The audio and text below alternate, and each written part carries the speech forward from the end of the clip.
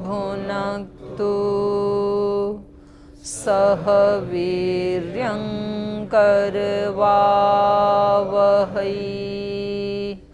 तेजस्विनावधीतमस्तु मा विद्विषावहै। ओम शांति शांति शांति।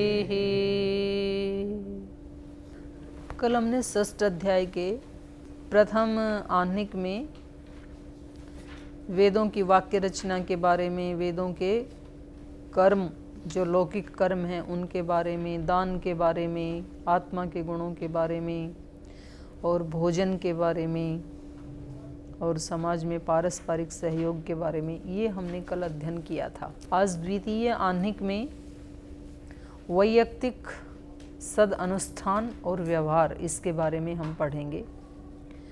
मानव में बुराई और भलाई, उपधा और अनुपधा का स्वरूप पढ़ेंगे। उपधा रूप कर्म होते हैं, कुछ अनुपधा रूप कर्म होते हैं, तो उनका क्या स्वरूप है ये पढ़ेंगे।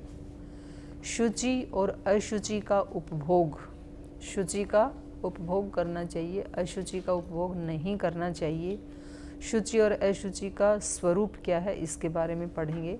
विधान के विपरीत अशुचि, अशुचि केवल शुचि का विपरीत ही नहीं है, बल्कि बाहर से शुचि दिख रहा हो कोई वस्तु जैसे भोजन आदि, लेकिन वो किसी गलत भावना से, गलत तरीके से उपलब्ध हुआ है तो उसको भी अशुचि ही कहेंगे। तो ये जो विधान के विपरीत जो भी है वो सब क्या है, अशुचि है। विधान तीन काम करते हैं हमारे जीवन में, एक ईश्वर का विधान, एक समाज का विधान या समाज का कह लो या शासन का कह लो, और एक हमारा अपना आत्मा का विधान है। उन तीनों विधानों के विपरीत हम जो भी करते हैं वो सब अशुचि की कोटि में आएगा। ईश्वर के विधान के विपरीत जो बोलते हैं, सोचते हैं, करते हैं वो सब क्या है, अशुचि। तो हमें बहुत अपना निरीक्षण करना पड़ेगा कि जो भी मैं सोचता हूँ, जो भी मैं बोलता हूँ या जो भी मैं करता हूँ वो सब ईश्वर के विधान के अनुसार है या उस विधान के विपरीत जा रहा है। ऐसे ही जो भी मेरा, जो मैं बोल रहा हूँ, सोच रहा हूँ, कर रहा हूँ, वो समाज के विधान के अनुसार है या उसके विपरीत है। और ऐसे ही मेरी अपनी आत्मा के विधान के अनुरूप है, वो ऐसा सोच के मेरी आत्मा को प्रसन्नता मिल रही है या कष्ट हो रहा है। कई बार हम ऐसा सोचते हैं कि उससे हम ही दुखी हो जाते हैं, तो उस समय क्या निर्णय लेना चाहिए हमें कि जो मैंने सोचा ये मेरी आत्मा के विधान के विपरीत था, इसलिए क्या है, मेरे लिए ये अशुचि है और मुझे अशुचि का सेवन नहीं करना चाहिए। तो अपनी आत्मा के विधान के या ईश्वर के विधान के या समाज के विधान के विपरीत जो भी किया जाएगा वो सब अशुचि है, ये पढ़ेंगे आज। फिर धर्म अधर्म प्रकरण पढ़ेंगे। राग द्वेष का कारण क्या है, इच्छा और द्वेष से भलाई और बुराई में प्रवृत्ति, जन्म और मृत्यु का कारण, और फिर प्रशस्त पाद भाष्य में इच्छा, द्वेष और प्रयत्न ये बताया है, और अंत में मोक्ष का उपाय बता करके संसार अपवर्ग प्रकरणम।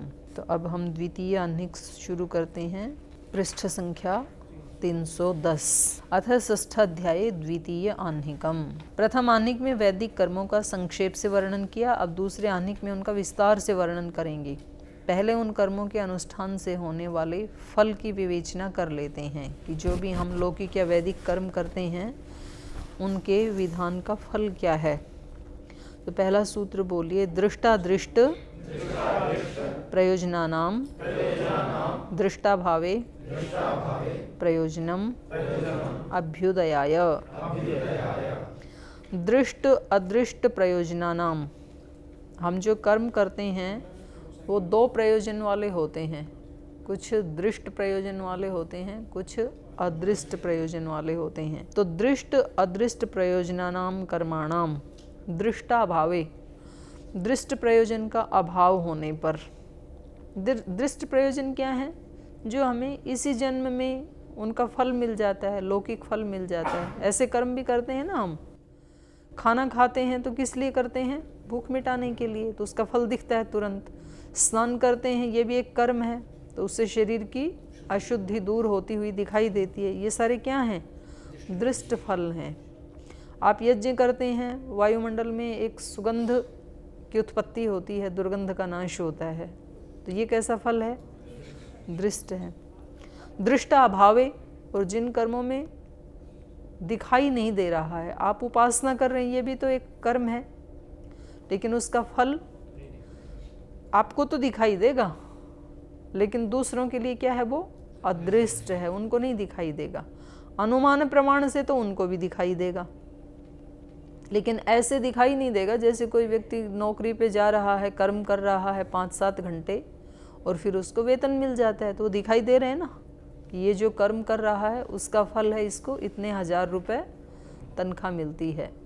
तो कुछ कर्म ऐसे हैं जो दृष्ट फल वाले हैं, दृष्ट प्रयोजन वाले हैं, कुछ ऐसे हैं जो अदृष्ट प्रयोजन वाले हैं, माने उनका फल दिखाई नहीं देता है, या तो फिर अनुमान आदि से कुछ थोड़ा बहुत उसका अंदाज़ा लगाया जा सकता है कि इस व्यक्ति के वाणी व्यवहार आदि ऐसे ऐसे हैं, तो इसका मतलब ये ऐसा पुरुषार्थ कर रहा है। यदि वैसा पुरुषार्थ नहीं कर रहा है तो भी दिखाई देता है कि भाई ये व्यक्ति ना बोलता तो बहुत है, बातें तो बड़ी बड़ी बनाता है, लेकिन इसके आचरण व्यवहार आदि में वो चीज़ें दिखाई नहीं दे रही हैं। तो ये अनुमान प्रमाण से क्या जाना कि जो ये बोल रहा है वैसा ये स्वयं आचरण नहीं करता है। और ये बोलने का भी कल हम चर्चा कर रहे थे ना कि हमें जो भी जहाँ से हमें अच्छा मिला तो वो हमें दूसरे को देना चाहिए। ये भावना तो बहुत अच्छी है, ऐसा करना भी चाहिए, लेकिन कई बार व्यक्ति क्या करता है कि उसको बहुत जल्दी होती है दूसरे को बताने की। जैसा किसी पुस्तक में पढ़ा, कहीं से सुना या कहीं टीवी पे देखा, जो भी, तो वो तुरंत दूसरे को बताना चाहता है। या घर में भी हम देखते हैं, जो चीज़ हमें अच्छी लगी तो तुरंत हम अपने सारे परिवार के ऊपर वो थोपना चाहते हैं। जैसे मान लो हमें अच्छा लगा सुबह सुबह उठ करके व्यायाम करना, प्राणायाम करना, तो तुरंत ही हम क्या चाहते हैं, बच्चे भी उठ के प्राणायाम किया करें, पति भी किया करें, पति करता है तो पत्नी भी किया करे। हम दूसरों के ऊपर वो उसकी जल्दी होती है हमें। और फिर यदि वो वैसा नहीं करते हैं तो हमें फिर लगता है, हम दूसरों को बताते हैं, अपने गुरुओं को बताते हैं, जी मैं तो करता हूँ, ये मेरे परिवार को और समझाओ, ये ऐसा नहीं करते हैं। कहीं हम इरिटेट होते हैं उनके आचरण से, हम चाहते हैं ये भी बदल जाएं तुरंत। तो ये इस बात का सिग्नल है कि अभी मैं पूरा उस ज्ञान के अनुसार बदला नहीं हूँ। माने मैं जो जान रहा हूँ ना, जो बौद्धिक ज्ञान है, जैसा मैंने जाना उसको अभी मैंने नहीं जिया है। मैं जीऊँगा तो उसका लक्षण क्या होगा, दिखाई क्या देगा? फिर इरिटेट नहीं होऊंगा मैं। चाहूँ तो गा कि दूसरा भी ऐसा बने, पर वो नहीं बनेगा तो वो जिस भी रूप में है उसको मैं स्वीकार करूँगा और अपने आप को भी स्वीकार करूँगा, मैं जैसा भी हूँ। हम स्वीकार नहीं करते हैं ना, खुद को भी नहीं करते हैं, दूसरे को भी नहीं करते हैं। तो ये कह रहे हैं कि ज़्यादा उसकी जल्दी नहीं करनी चाहिए, उसको थोड़ा सा पहले 10, 20, 50 बार जब अपने ऊपर इम्प्लीमेंट कर लिया हमने, तो फिर हम ये मानेंगे कि ये जो मैंने वहाँ से सुना था या पढ़ा था ये अब मेरा हो गया, अब मैं दूसरे को बता सकता हूँ, उसका अधिकारी हूँ। महात्मा गांधी के पास कोई बच्चे को लेके गए थे ना कि इसको बहुत फुंसी हो रही हैं और गुड़ बहुत खाता है ये, तो उन्होंने कहा अगले हफ्ते आना। और अगले हफ्ते गए, तब क्या बताया कि इसको गुड़ मत दिया करो, गुड़ मत खिलाया करो। तो ये बात तो उसी दिन कह देते, मैंने ही कहा था ये बात तो कि गुड़ बहुत खाता है इसलिए फुंसियाँ होती हैं, इसके लिए मेरे को अगले हफ्ता बुलाने की क्या ज़रूरत थी? तो बोले इसलिए बुलाया कि उस समय तक मैं भी गुड़ खाता था, तो जब मैं ही खाता था तो मैं आपको कैसे कहता, इस बच्चे को कैसे कहता कि गुड़ मत खाया करो। तो हम जो चीज़ हमने कहीं सुनी या पढ़ी उसको पहले 5, 8, 10 बार अपने जीवन में हम उसको अप्लाई करके देख लें कि ये ठीक है। जैसे हम कई दिन से चर्चा कर रहे हैं कि हमें नेगेटिव थॉट्स नहीं क्रिएट करने चाहिए, या हम चर्चा कर रहे हैं कि मेरे सुख या दुख का क्रिएशन मैं खुद करता हूँ, मैं खुद जिम्मेदार हूँ। फिर उसको देखें जीवन में। रोज़ घटनाएं होती हैं सुबह से शाम तक, और हम जहाँ जहाँ डिस्टर्ब होते हैं, जैसे मान लो आपकी सुबह सुबह किसी को जगाने में ड्यूटी है, आपकी किसी को हवन पे ले जाने में ड्यूटी है, या और कहाँ कहाँ ड्यूटियाँ लगती हैं आप लोगों की? ईशु जी की किस में ड्यूटी है? पूरी दिनचर्या में ड्यूटी है। और हम देख रहे हैं कि इस व्यक्ति को मैं रोज़ बताता हूँ और वो सुनता नहीं है। वो सुनता नहीं है, वो जो उल्टा करता है वो एक परिस्थिति है, उसको मैं चेंज नहीं कर सकता हूँ, मेरे वश में नहीं है ना, वो तो उस व्यक्ति के वश में है। पर उसकी उस परिस्थिति से मेरे ऊपर जो प्रभाव पड़ता है उसको मैं कम या ज़्यादा कर सकता हूँ या नहीं? क्योंकि मैंने क्या सुना था? मैंने ये सुना था कि मेरी मनस्थिति का जिम्मेदार मैं हूँ। तो ये तो परिस्थिति है। अब इसके अनुसार मुझे कष्ट भी हो रहा है, तो ये कष्ट मेरे को कितनी देर करना है? 5 मिनट, 2 मिनट, 1 मिनट? और हम देखेंगे कि हाँ ठीक है, मेरे को 1 मिनट करना है, तो 1 मिनट मेरे को बुरा लगेगा, उसके बाद मैं नॉर्मल हो जाऊंगा। आपने ऐसा करके देखा और बिल्कुल वैसा ही हुआ। जितनी देर के लिए आपने इरिटेट होना स्वीकार किया उतनी देर के लिए बुरा लगा, उसके बाद बुरा नहीं लगा। मेरी ड्यूटी थी इसको कहना, मैंने कह दिया। इतनी देर के लिए मेरे को दुखी होना था, मैं हो लिया, अब ख़त्म, कट। उसके बाद में नहीं हुआ। ऐसा आपने 5, 7, 10 दिन करके देखा और वो वैसा ही हुआ जैसा आपने सोचा था, जैसा आपने देखा। अब आप 10 दिन के बाद दूसरे व्यक्ति को ये बात बड़े कॉन्फिडेंस से कह पाएंगे कि जो भी हमारे अंदर क्रिएशन है वो हमारी अपनी है, दूसरा भी उसमें निमित्त बनता है। इसको बिल्कुल, इसको डिनाई नहीं किया जा सकता कि दूसरे निमित्त नहीं बनते हैं, बिल्कुल बनते हैं, 100% बनते हैं। इसीलिए तो व्यक्ति बचना चाहता है, एकांत में रहना चाहता है उनकी उससे। लेकिन जब वहाँ अपरिहार्य स्थिति आ जाती है कि भाई ये तो अपरिहार्य, इससे तो बच ही नहीं सकते हैं ना, तो वहाँ पर फिर मेरे को सावधान होना है। और सावधान होकर के फिर जो मेरा एक्सपीरियंस है वो फिर अब वो मेरा ज्ञान बन गया, वो दूसरे का नहीं है। अब जब मैंने किसी भी बात को, ये तो एक बात है, ऐसी किसी भी बात को मैंने 5, 7, 10, 20 बार उसको अप्लाई करके देखा और वो वैसा ही निकला जैसा मैंने सुना था या पढ़ा था, तो अब वो चीज़ मेरी है, तो अब मैं उसको कह सकता हूँ। 8 दिन के बाद महात्मा गांधी कह सकते थे इसको गुड़ मत दिया करो। तो ऐसे ही यहाँ बात चल रही है, दृष्ट अदृष्ट प्रयोजनानाम दृष्टाभावे। दृष्ट का अभाव होने पर फल दिख नहीं रहा है, तो वहाँ क्या होता है? दृष्टाभावे प्रयोजनम अभ्युदयाय। दृष्ट का अभाव होने पर भी जो कर्म हम कर रहे हैं उसका प्रयोजन क्या है? अभ्युदय। यहाँ एक बात ध्यान देने योग्य है कि अभ्युदय हमने सोच लिया केवल भौतिक उन्नति, लौकिक उन्नति, लेकिन यहाँ पर वैशेषिक दर्शन के अनुसार निश्रेयस है केवल मोक्ष प्राप्ति। और मोक्ष प्राप्ति से पहले जो भी हमारा उत्कर्ष है, चाहे वो लौकिक उत्कर्ष है, चाहे वो हमारा आंतरिक उत्कर्ष है, वो सारा किस में आता है?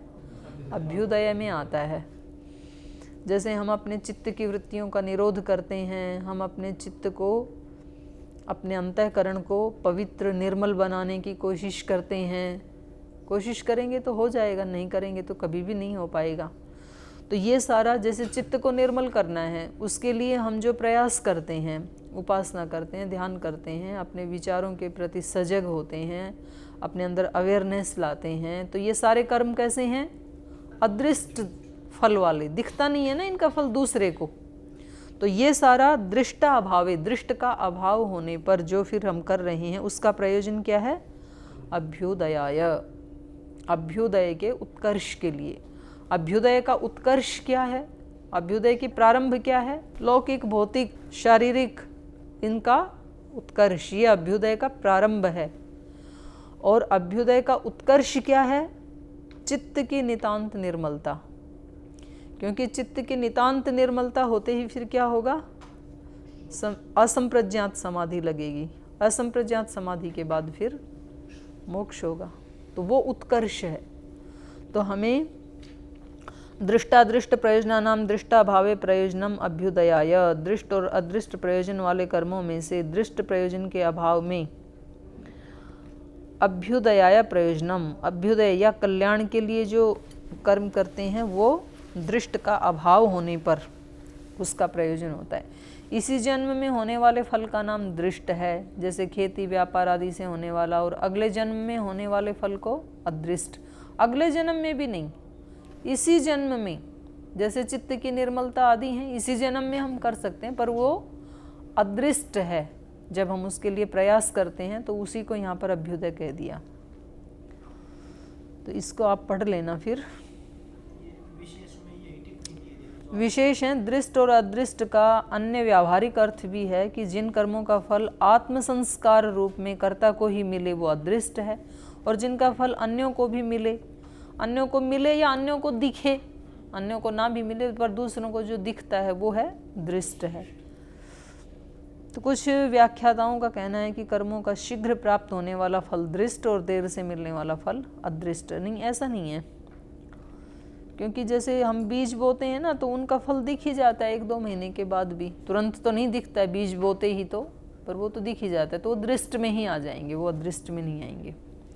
अब सूत्रकार दृष्ट और अदृष्ट फल वाले कुछ वैदिक कर्मों का उदाहरण दे रहे हैं। तो सूत्र बोलिए। अभिषेचन, उपवास, ब्रह्मचर्य, गुरुकुलवास, वानप्रस्थ, यज्ञ, दान, प्रोक्षण, दिग्नक्षत्र, मंत्रकाल, नियमाश्च अदृष्टाय। ये अदृष्ट के लिए कुछ कर्म हैं। अभिषेचन, अभिषेचन माने वैसे स्नान होता है, पर यहाँ ये जो स्नान है, जो भौतिक स्नान है वो नहीं, ज्ञान का स्नान, स्नातक, इसीलिए उसको स्नातक कहते हैं ना, कि स्नान का अंत हो गया, उसने पूरा स्नान कर लिया, ज्ञान स्नान। ये हो गया अभिषेचन। उपवास, उपवास के कई अर्थ हैं। उपवास का अर्थ जैसे भोजन न करना, उसको भी उपवास कहते हैं, या फिर उपासना, इसका जो आंतरिक यहाँ पर जो वैदिक अर्थ लिया जाएगा वो है उपासना। उपासना में हम क्या करते हैं, ईश्वर के पास बैठते हैं। ईश्वर के पास बैठते हैं मतलब ईश्वर कोई ऐसे तो है नहीं, हमारे जैसे शरीर है, वो हमारे पास आके बैठ गया या हम उसके पास बैठ गए, उससे तादात्म्य स्थापित करना, उसके गुणों के साथ अपनी चेतना को लिंक करना। जैसे चार्जर जोड़ते हैं ना, ऐसे चार्जर जोड़ना अपना आत्मा का परमात्मा के साथ, यही उपासना है। तो अभिषेचन, उपासना, ब्रह्मचर्य, गुरुकुलवास, वानप्रस्थ, यज्ञ, दान, प्रोक्षण, प्रोक्षण माने पवित्र करना, सिंचन करना, दिग नक्षत्र। ये प्रोक्षण कर्म कौन से होते हैं, पवित्र करने वाले, तो उसमें भी यही आएंगे, आंतरिक पवित्रता देने वाले जो यम नियम आदि हैं। दिक्कर्म, दिक्कर्म माने दिशाओं के ज्ञान को ध्यान में रख करके किए गए कर्म। इस दिशा में सिर रख करके नहीं सोना चाहिए, इसमें करके सोना चाहिए, इस प्रकार दिशाओं का ध्यान रखना, तो उनको कहेंगे दिक्कर्म। नक्षत्र कर्म, नक्षत्रों के स्वरूप को ध्यान में रखते हुए कर्म करना। जैसे नामकरण आदि संस्कार करते हैं ना, किस नक्षत्र में पैदा हुआ तो उसी देवता के लिए आहुति आदि दिलवाना, तो वो नक्षत्र कर्म हो गई। मंत्र कर्म, मंत्र आदि का जाप। काल को ध्यान में रख करके कर्म करना, तो काल नियमाश्च अदृष्टाय। ये सारे कर्म किसके लिए हैं, अदृष्ट फल के लिए हैं। स्नान, उपवास, ब्रह्मचर्य, गुरुकुलवास, वानप्रस्थ, यज्ञ, दान, प्रोक्षण, दिग नक्षत्र, मंत्र, काल, नियम आदि कर्म अदृष्ट फल के लिए हैं। नित्य शुद्ध जल से स्नान करना ये तो आलंकारिक वर्णन है, क्योंकि जो नित्य शुद्ध जल से स्नान करना है ये तो अदृष्ट के लिए नहीं, ये तो दृष्टि फल मिल जाता है, इसका तो दिख ही जाता है वो। तो विद्या से जो स्नान करेंगे हम, ज्ञान का स्नान, वो अदृष्ट के लिए। दिया है दृष्ट और अदृष्ट दोनों के लिए नियोग करके कर्म नियमास च अदृष्ट है ना ना, च से तो और संहार कर रहे हैं। नियमास च है ना, जो केवल ये ही नहीं है अदृष्ट के लिए, ऐसे ऐसे और भी कर्म हो सकते हैं, तो ये संहार के लिए। तो ऐसे ही उपवास, तो उपवास का अर्थ आचार्य जी ने किया है पेट में विकृति आने पर भोजन न करना या बुराइयों को छोड़ करके गुणों के साथ रहना, ये अच्छा अर्थ है। ब्रह्मचर्य ये आप समझते हैं, गुरुकुलवास, वानप्रस्थ, यज्ञ, दान, प्रोक्षण, दिक् का वही है पूर्व आदि दिशाओं में विशिष्ट कार्य करना, पूर्वाभिमुख होकर संध्या करना, उत्तर की ओर सिर करके ना सोना, ये दिशा मूलक नियम वैज्ञानिक हैं, तो ये इनको ध्यान में रख के कर्म करना। ऐसे ही नक्षत्र, मंत्रोच्चारण पूर्वक यज्ञ आदि कर्म करना या अच्छी तरह विचार कर, ये ज़्यादा संगत अर्थ है मंत्र का। मंत्र कर्म माने मनन पूर्वक कर्म करना, जो भी कर्म हम करते हैं पहले उसका हम मनन कर लें कि इसका क्या रिजल्ट क्या निकलेगा। काल का मतलब उत्तरायण आदि काल विशेष को ध्यान में रख करके कर्म करना, या वैसे भी काल मतलब वो बोलते हैं ना ये भाई स्थान काल आदि को ध्यान में रख करके इस समय मेरा क्या समय है, मुझे क्या करना चाहिए, उसको ध्यान में रख करके। तो इसी को ही मतलब वो जैसे बिगाड़ देते हैं ना, तो लोग फिर ऐसे उसका उल्टा भी करने लगते हैं समाज में कि भाई ये काल कोई उपासना करने का थोड़ी है, अभी तो आप युवा हो, ये उपासना आदि करने का काल तो आएगा 50-60 वर्ष के बाद, ये अभी से कोई योग करने की उम्र थोड़ी है, ऐसे भी कह देते, तो उसका दुरुपयोग भी है। तो हमें तो क्या करना है, यही काल मेरे पास है, क्योंकि उस समय तक तो मैं पता नहीं रहूं कि ना रहूं, और रहूं तो भी तब मेरी शक्तियों का क्या होगा उस समय। यावद स्वस्थ इदम शरीरम अरुजम यावत जरा दूरत यावत चेन्द्रिय शक्तिरप प्रतिहता यावत क्षयो नायुषः आत्मश्रेयसी तावदेव विदुषः कार्य प्रयत्नो महान संदीप्ते भवने तु कूपखननम प्रत्युद्यमा कीदृश। जब तक ये शरीर ठीक है तब तक ही कर लो, अभी तो ठीक ठाक है ना, जब तक ये जरा से युक्त नहीं हुआ है। यावत् स्वस्थमिदं शरीरमरुजं यावत् जरा दूरतो यावत् चेन्द्रियशक्तिरप्रतिहता यावत् क्षयो नायुषः तावस्यसि तावदेव विदुषः कार्यप्रयत्नो महान् संदीप्ते भवने तु कूपखननम् प्रत्योद्यमः कीदृशः संदीप्ते भवने तु कूपखननम् प्रत्योद्यमः कीदृशः। जब घर में आग लग गई उस समय कुआं खोद के उसको बुझाएंगे, ये कौन सी समझदारी की बात है कि जब शरीर बूढ़ा हो जाएगा, चला भी नहीं जाएगा, उस समय भगवान का सिमरन करेंगे, तो ये तो नादानी की बात है। तो काल आदि को ध्यान में रख करके कर्म करना ये अदृष्ट के लिए जो सबसे बढ़िया टाइम है, क्योंकि बचपन में तो कुछ ज्ञान होता ही नहीं है, जैसा जैसा बताया वैसा वैसा कर लिया। यही तो समय है जब मेरे को समझ भी है, जब मेरे अंदर शक्ति भी है, तो इस समय में मैं उस प्रयोजन को पूरा कर लूं जिस प्रयोजन को इसी शरीर में पूरा किया जा सकता है, अन्य शरीरों में पूरा नहीं किया जा सकता।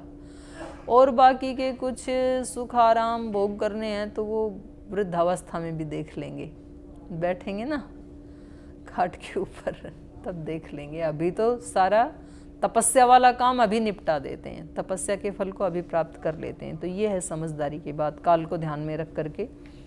और उत्तरायण आदि का भी इसमें ध्यान रखा जा सकता है। नियम, समाज और शासन की व्यवस्थाओं का पालन करना, माने जो भी नियम बने हुए हैं समाज के और अपने जिस संस्थान में रहते हैं वहाँ के या अपने जीवन के, जो भी हमारे लिए ऋषियों ने नियम बनाए हैं उनका पालन करना और यम नियम आदि का पालन करना।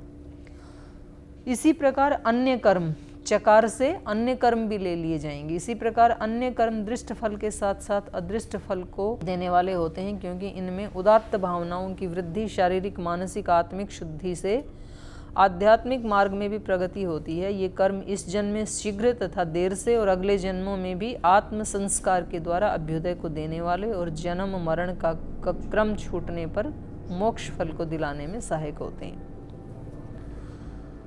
तो आगे बता रहे हैं ये वैदिक कर्मों को दृष्ट और अदृष्ट प्रयोजन के भेद से दो भागों में विभक्त करके अब सूत्रकार उपधा और अनुपधा के भेद से भी वैदिक कर्मों को विभक्त कर रहे हैं। वैदिक कर्म हैं उनके पहले दो भेद कौन से हैं? दृष्ट और अदृष्ट प्रयोजन वाले। वैदिक कर्म तो करना है हमें, पर उनमें कुछ दृष्ट प्रयोजन वाले हैं, कुछ अदृष्ट प्रयोजन वाले हैं।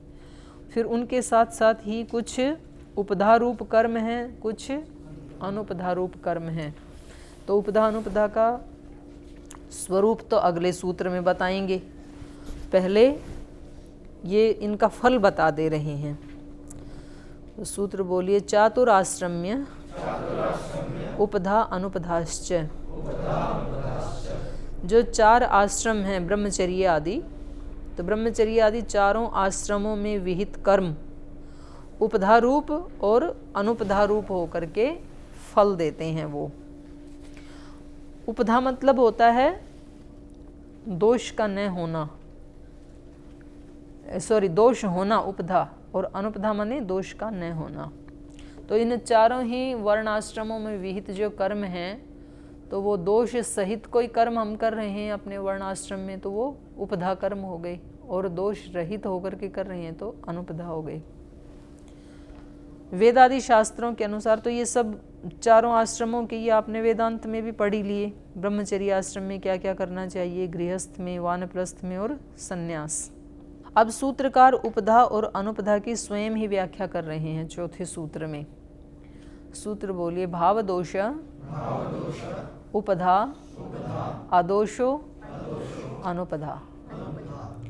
भाव दोष माने जिसमें भावना दोष पूर्ण है, कर्म तो वही कर रहे हैं जो वैदिक हैं, लेकिन भाव शुद्ध नहीं है। जैसे हवन भी कर रहे हैं, व्यायाम प्राणायाम भी कर रहे हैं, ध्यान भी कर रहे हैं, लेकिन उन कर्मों को करते हुए जो भाव होना चाहिए और जो चाव होना चाहिए वो नहीं है। कर किस लिए रहे हैं कि नहीं तो शिकायत लग जाएगी हमारी तो शिकायत लग गई, फिर वो किस किस के पास जाएगी। इससे अच्छा तो चले ही जाते हैं, चलो वहाँ जाके भले लटका मारना पड़े, सोते रहते हैं ना ऐसे, तो वहाँ जाके सो लेंगे, कोई बात नहीं, चले जाते हैं। तो ये हमारा कर्म कैसा हो जाएगा, उपधा। और अदोषो अनुपधा, जिसमें भाव में दोष नहीं होता, भावना पवित्र होती है, तो वो अनुपधा। अश्रद्धा से तथा सत्कार या लाभ की इच्छा से या राग द्वेष आदि दोषों से युक्त होकर के कर्म करना उपधा कहलाता है।